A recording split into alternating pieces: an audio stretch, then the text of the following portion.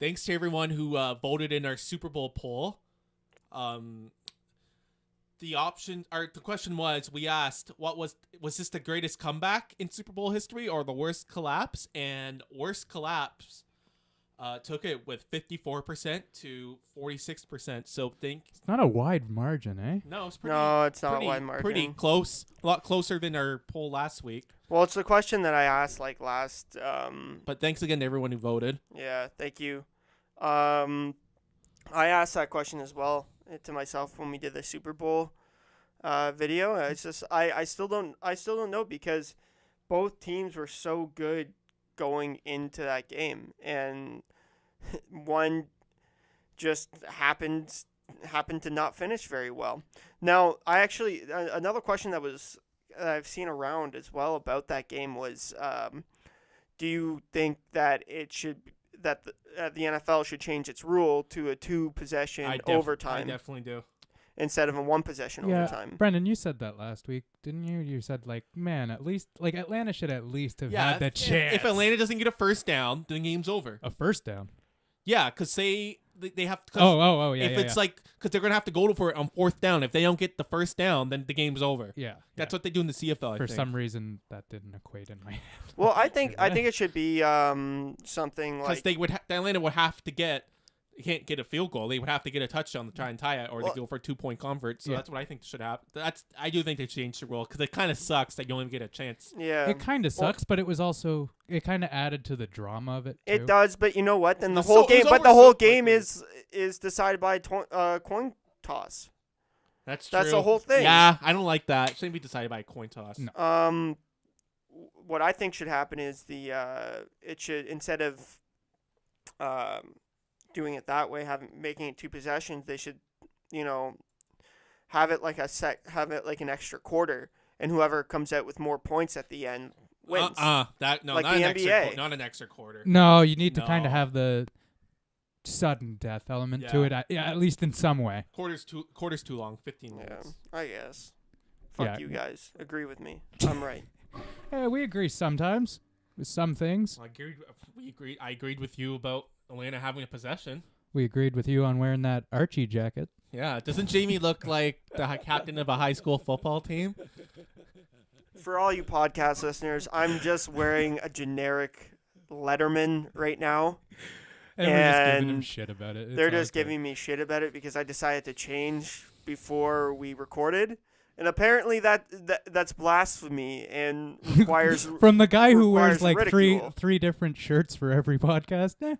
I don't change in between. I just when you guys come over, I'm like, I just had finished doing chores, and I smelled kind of like gasoline. I'm sorry, I didn't want to smell like gasoline while I did this. Not that you people can smell me over. Not you people, but. Know what I mean. So thank you for voting in our weekly poll. And then from one collapse to another, let's get to the first Leaf game of the week between the Leafs and the Islanders. That was a very frustrating game. The Leafs weren't the only ones on the island that game. Or sorry, Robitaille wasn't the only one on the island that game. And they're barely on Long Island anymore. No. Apparently Brooklyn's part of Long Island. That's what I mean. I heard that it's just the tip? Kind of. Just the tip. Just the tip? Just the tip of the pole? Oh my god. Yeah, you know what? So what? They Islanders scored less than 5 minutes into the game, and I'll get to my stat later. Yeah. But and then the Leafs got out of the period 2-1. Then they got it up to 4-2. Islanders get one with like 5 minutes left in the third, and then Islanders tie it in the third to make it 4-4, and then the overtime, JVR makes a bad pinch, 2-on-1. I think that's a game that Leafs should have won. They had the 4-2 lead. It would have been good if the Leafs got their fifth goal before the Islanders got their third goal. Yeah. How much of that? I'm not really unlike some of the past few games, I'm not questioning their compete level that game. I'm just another blown lead, man. Yeah. How much of that blown lead do you put on the coach or do you put on the players? I put it on the players. So you don't put any. They did a horrible job of boxing players out that game. Gardner was atrocious that game. Yeah. The Leafs weren't tough enough in front of the net. Islanders had way too easy access to get it into our zone. It would have been nice if Anderson had a better game too. That was one of the games when Marincham was playing in, right? No, Marinson wasn't playing that game. That was his first game of being. Yeah, that was it. Yeah, that was his first game. Hunwick got back in that night. Yeah. Yeah. Ouch. Anderson's save percentage that night, 824. Ooh. That's no good. He did make some good, unbelievable saves, but yeah, there was also some goals he should have had. Moving on. So the next game was Dallas. It was the second of a back-to-back. The Leafs pretty much were in control the whole game. Got a little scary when Dallas made it cut into a lead to make it 2-1. I know you got something about the face-off play. Oh yeah, like did you guys not notice that? Like the Dallas made the exact same play when we faced them the week earlier.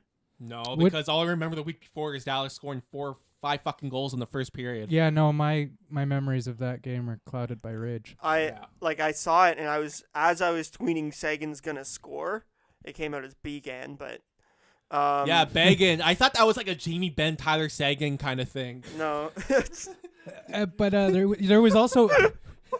That's what I thought you were doing, like begging, either Sagan or Ben are gonna score. Yeah, oh no, that's what I thought you were trying to do. No. Sagan scored the exact same way the first time we played against. And then Dallas. I also saw Claude Julien's gonna be coaching Vegas. I'm like, coaching. He's gonna be coaching. Wow, this has just turned into a scathing indictment. Is Claude Julien gonna be coaching today, Vegas from the couch? Wow, what else do you want to do you want to talk about my finances next? How about my romantic situation? No, that chicken you made last week was really good. Okay, there. So thank you. So was the nachos. You're welcome. Do you have any more? No, I don't.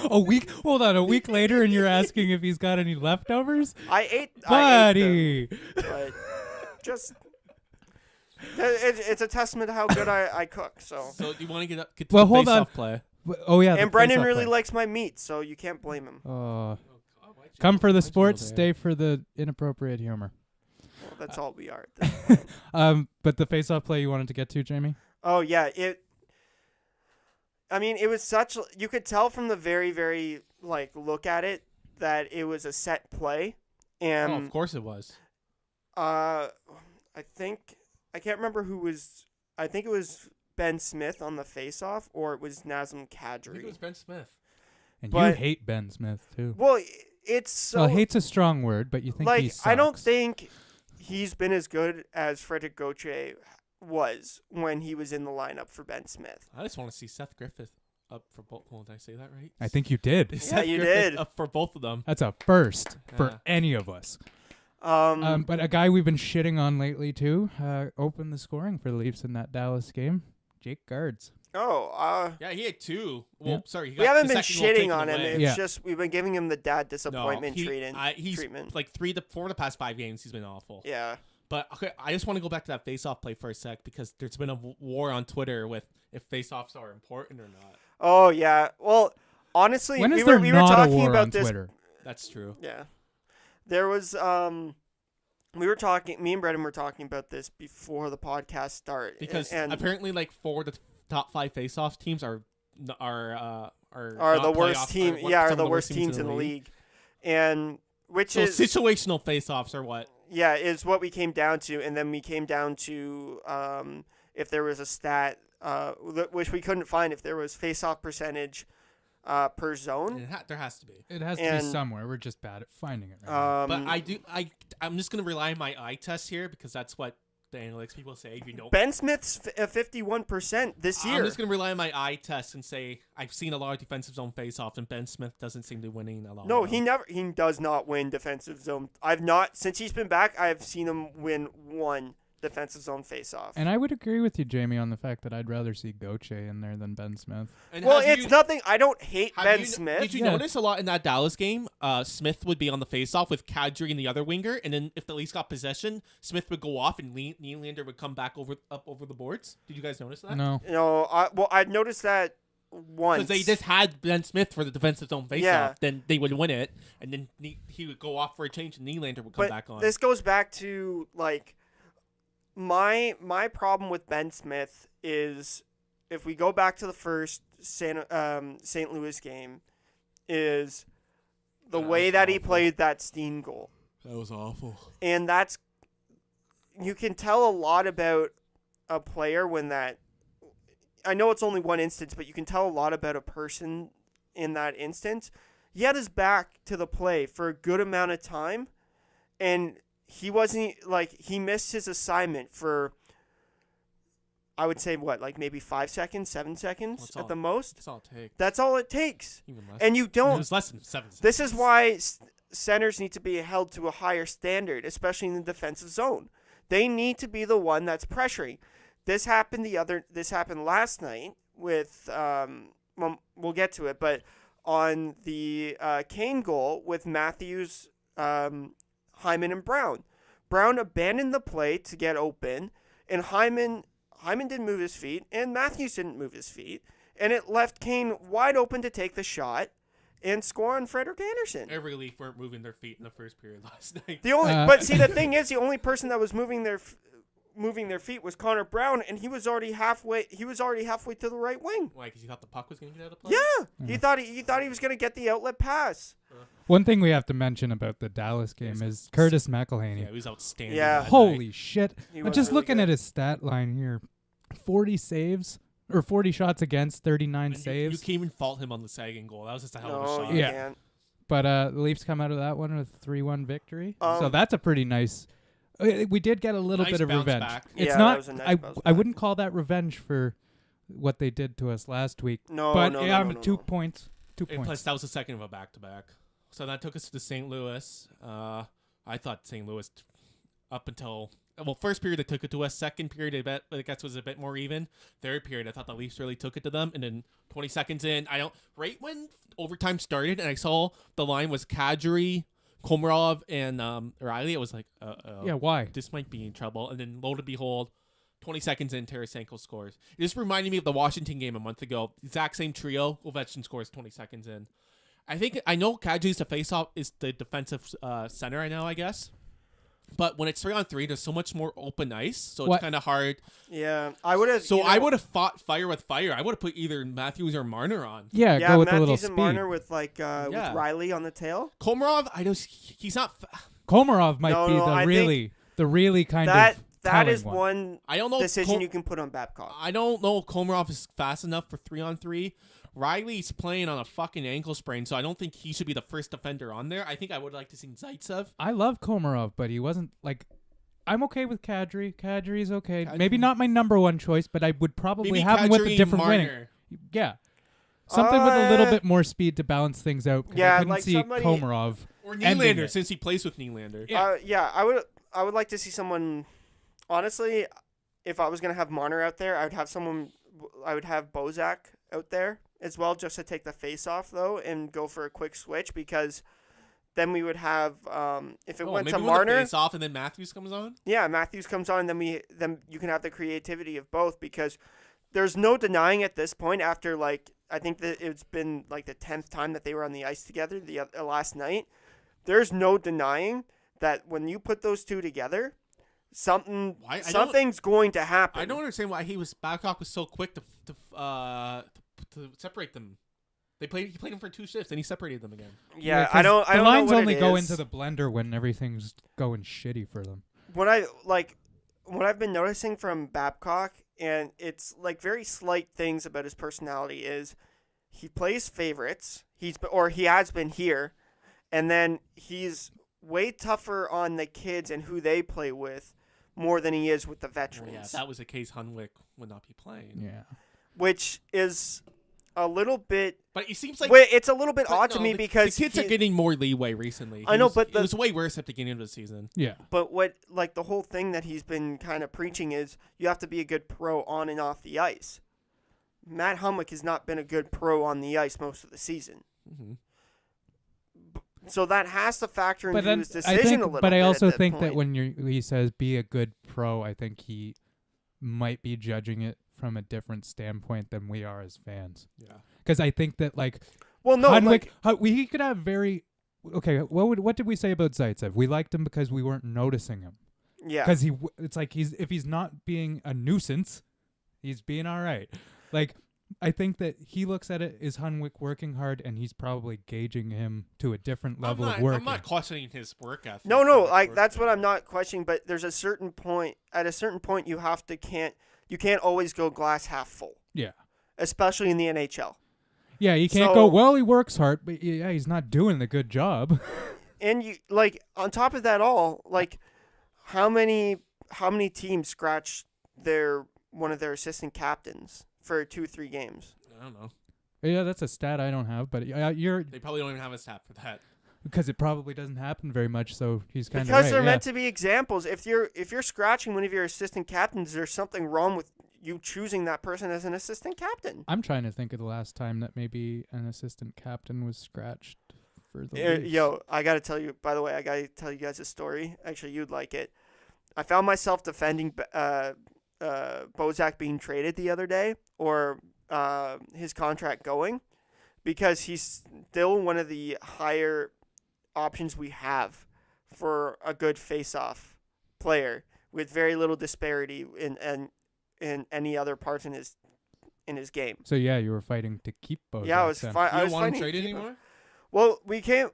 We Maybe don't it's have a the- lot. We wouldn't get a lot of value back for him, and he's been he's really dominant in the face-off circle. Yeah, I can see what you're saying. You're at this point, you're like, there's more value in keeping him than trading him. Well, they're definitely Yeah. not trading him during this year. No. You have I to think trade him. honestly, the only things I see in his career are he Vegas. either gets Vegas, he stays, or that's it for his career, and he signs I somewhere don't wanna else. talk about Vegas today. No. Okay, so then last night, Um, Buffalo, Yep. poor first period. It cost them. They're good for the Leafs were good for the past 40 minutes, but doesn't really matter because if you come out flat like that. And they have been doing that lately. Yeah. So I got my stat. Did we just skip over the St. Louis game? No, we just finished talking Okay, about it. yeah, sorry. We just finished talking about the OT. Oh It's yeah. been 7 games since the All-Star break. Yep. The Leafs have given up the first goal 5 minutes into the game 5 times. That's just That was Yeah. the exact Do you opposite know what of this their, Leafs team uh, before the All-Star yeah. break. They Do you- always got off the good starts. Do you know what their record is when they don't score first? 4-12-6. It's actually not that bad, I guess. But When they don't score first, it's 4-12. No, At that's least- pretty At bad. least they're getting a loser point. yeah. No, the 6 loser points kind of make up for that. But last night, that only comes out to that's like There's 7 points. there's way worse records. Yeah, there's way worse records, but that still only comes out how to many 10 how many losses points. do we have when we score first? We got like 7 loser points. yeah, because then you can go the other way and They be get- they like, blow how the many lead. blown leads though? Exactly. Yeah, But man, that game last night was putting me to sleep. yeah, that was a It really made- boring okay, game. it After made the me first angry at period, I was first. like, this team isn't up, so why should I be I paying don't understand. attention You're in to a this? fucking playoff spot. Why are you coming out so fucking flat? And if I'm gonna be really pissed off on Tuesday game if they come out, they gotta carry their last 40 minutes into the first period of the Islanders game. Because if they don't, Yeah. I'm just gonna be fucking baffled and be like, I don't get it. I don't know. Yeah. If they start the same way I'm not as saying you have to get the first goal. Like no, No one's saying you have to get the first goal. What obviously it helps. what Just that- like what I think a lot of people Win are some are fucking saying puck right now battles. is it's gonna be a grinding game early. If Be- they come out like the word's out on the Leafs now. be more aware. After Buffalo got their first goal last night, right away, face off. Some guy gets behind Jake Gardner. He takes a fucking penalty. Then Pollock gets caught up right up the ice, and Sam Reinhart has a power play goal. They Yeah. look On a slow. 2-on-1. Oh my God, Polak saved Humwick's ass last night on one of the 2-on-1s. That play was Pollock's fault. Sam Reinhardt's goal. No, what it was? Yeah, it was Polak was part the one for up the for it middle. for it to be led to that. But Humwick decided to try to close out the puck carrier instead of taking out the lane, and Sam Reinhart ends up passing it. No, he's the one who scored. No, on the 2-on-1, which Polak came back and diffused I don't it. even remember that. Like I was saying, that game put me to sleep. It's hard for me to recall Yeah. specific plays because it just didn't happen. But this works out nicely because who were you saying was shit last week? Brendan? Hunwick? No, Evander Kane. Oh no, that was me. Like- I was saying Evander Kane is shit. I probably said he was shit too. I know I said Buffalo was shit generally, I don't like Evander Kane. but holy shit, he lit us up. Yeah. So he had 2 of their 3 goals. He's Buffalo. up to 18 goals now. It's pretty good. Yeah. What was I gonna say? So with all this defensive stuff happening, like does Marchenko get into a game? Oh, I yeah. think he gets in. I don't think he's gonna get the Corrado treatment. I think that waiver claim was made. Get the Corrado treatment. No. Hold on. That waiver claim was made specifically for Babcock. And while you're looking up stats, Well, then why didn't they put him? Why haven't they put him in yet? Because he has to get used to the system.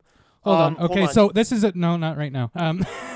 This was a good time since you brought it up. We got a tweet from Kyle asking us what the best option with regards to our defensive core is heading towards the trade deadline. That's a good question. I Kyle. still Thank you for maintain- Thanks that. for the question, Kyle. I still maintain what I said a few weeks ago.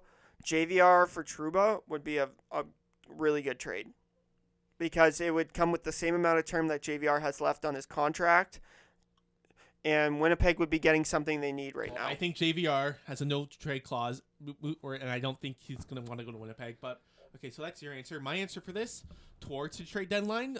Be honest, I just think there's not a lot of options. I think this is what you're going to see for going into the trade deadline and happening after. Yeah, I don't think the Leafs are going to do anything. Yeah, no, I don't think the Leafs are going to So do that's anything either. this is what we got. Like that's kind of my opinion too. Like Yeah. I don't know. It would be. I think think it's that I the think- nice thing would be to see like Marchenko get some games. That's Yeah. the only thing I'm going to say. Yeah. And you know what? I'm even more into seeing how Nielsen does. I know I shut it down last week, but like maybe call ups, it would be nice to see. But I don't think we're gonna see any major. No.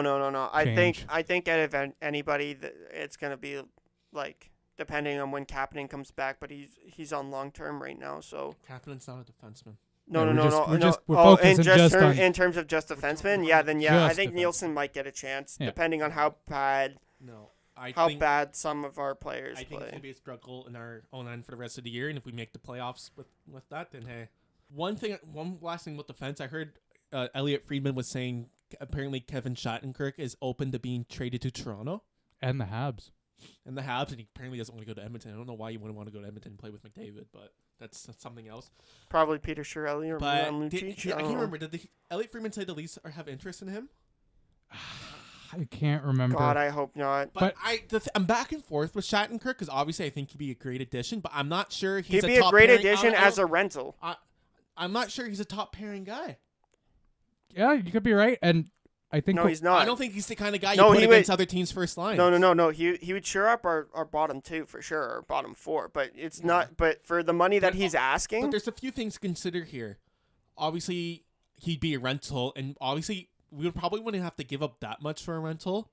If he's under contract more, it would you have to give up more. yeah. But yeah, wouldn't you it's- rather wait and try and get him for money? I was gonna say, agency? why give up something Exactly. if you have Yeah. to I'm throw just trying- money I'm at him just to trying- keep him? I'm just trying to play devil's advocate. well, how Yeah. much? How much? Also, how much- other. Yeah, other thing you have to factor is his age. He's actually the same age as JVR, so I think the Leafs might want to go for a more young, established NHL. And defenseman. also, Yeah, no, that's what I'm saying. Shattenkirk would be better as a rental, but he doesn't want to be a rental. but That's also the you whole guys thing. got to think about too, like if we're gonna be acquiring this guy and then signing him, well, we're a couple of years away from having to do some re-signing of our own, right? Yeah, Like well, Matthews, So that's Marner, why I Nylander. retweeted this a few days Brown ago. next year, Hyman Sorry, it's next more than a few days ago. It was year. like a week or two ago. Okay, well, Hyman and Brown are in a different category than Matthews, Marner, and Yeah. Nylander. Oh yeah, no, those guys are gonna sign Tiers. for like Matthews is for gonna be three like, middle. He's gonna be over $8 million. I know, a but year. like Brown, Hyman, and Okay, we got to wrap this up quick. Yeah, Okay, but some guy before we go to the week ahead, I think it was Trevor Yost had an article saying should the Leafs take advantage of Matthews and Marner while they're still cheap. yeah, exactly. That's Yeah. like either this year or next year is the perfect window for the Leafs. Next year is definitely a contending playoff year. I'm saying this Saying year's that- contending playoff, but next year is their Contending. championship chance. I'm just saying next year, hopefully our defense will be better suited next Yeah, year. no, that- 'Cause the that- Leafs weren't in a lot of eyes supposed to make the playoffs this year. So there's a hot take. The Leafs are contending for a playoff spot next year. Well, no, I think they're contending for a playoff spot this year. They are contending for a playoff spot But next year, but I'm they're going gonna to contend for a go ch- into the season next year being like playoffs because playoffs wasn't on my mind this year, but now it is. But next year, Expectations have changed. dude, I'm going next year. They're getting a championship spot. They're in the finals. Maybe.